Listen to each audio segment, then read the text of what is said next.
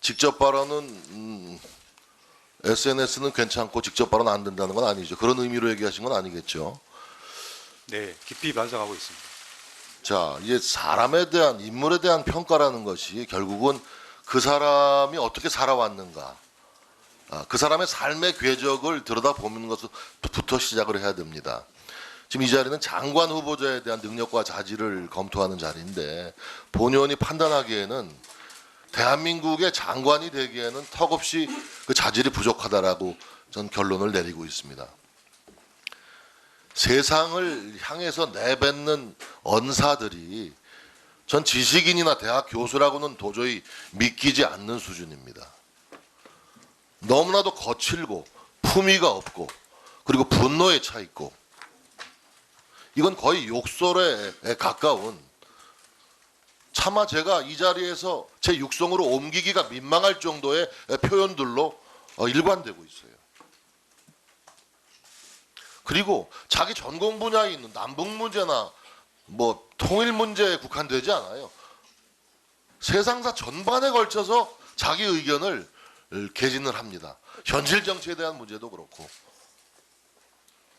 이 자리에 계신 여당 의원 한 분에게도 도저히 해서는 안 될 욕설에 가까운 비난을 했어요. 현직 대통령에게도 그랬고, 또 현직 대통령이든 박근혜 전 대통령을 향해서는 거의 정신병자 취급을 했어요.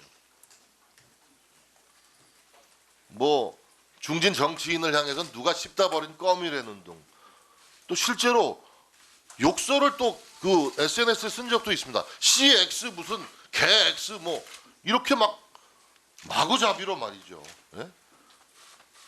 이건 너무나도 저질 발언이고 막말이고 욕설이고 지식인의 발언이라고는 믿기 어려운, 저는 장관 국무위원으로서 자질은 이미 불합격으로 검증이 됐다라고 생각을 합니다.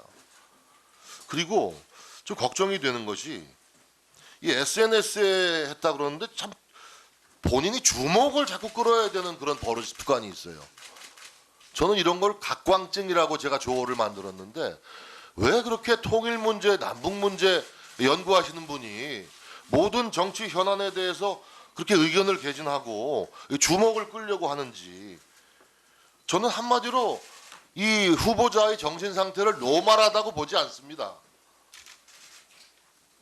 이거는 이런 사람을 어떻게 장관 후보자로 지명을 하는지, 청와대 인사 검증 시스템, 또 대통령의 인식에 대해서도 매우 유감을 표하지 않을 수 없습니다.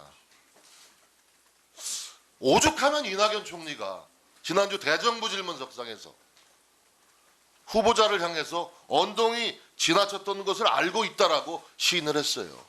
이게 사과 한마디로 끝날 이야기입니까? 저는 좀 더 현미경 검증을 해봐야겠다.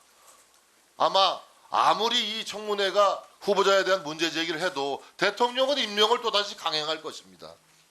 그렇게 지금까지 해왔으니까. 그러나 국민들은 지금 이 시각 이 청문회 실황을 똑똑히 보고 있습니다. 장관이 되리라고는 평소에 전혀 생각을 못했겠죠. 그렇죠? 자기가 장관 후보자가 되리라는 것을 조금이라도 예상했으면 어떻게 이런 욕설에 가까운 경박하고 천박한 언사를 일삼았겠습니까? 한마디로 경박하고 천박해요. 대한민국 일국의 국무장관의 언사라고는 도저히 믿을 수가 없어요. 얘기해 보세요. SNS상의 부적절한 표현에 대해서는 깊이 반성했고 지명 이후에 제 인생을 냉철하게 성찰하는 시간을 가졌습니다. 앞으로도 언동에 대해서는 조심하도록 하겠습니다. 본 의원이 묻잖아요. 평소에 본인이 장관 후보자가 되리라고는 전혀 예상 못했었죠? 네.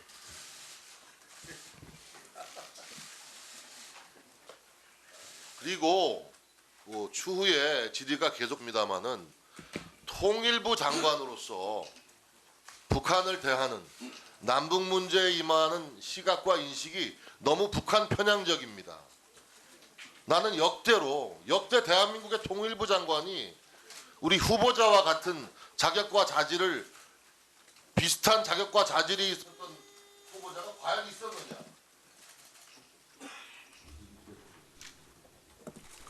예, 수고하셨습니다.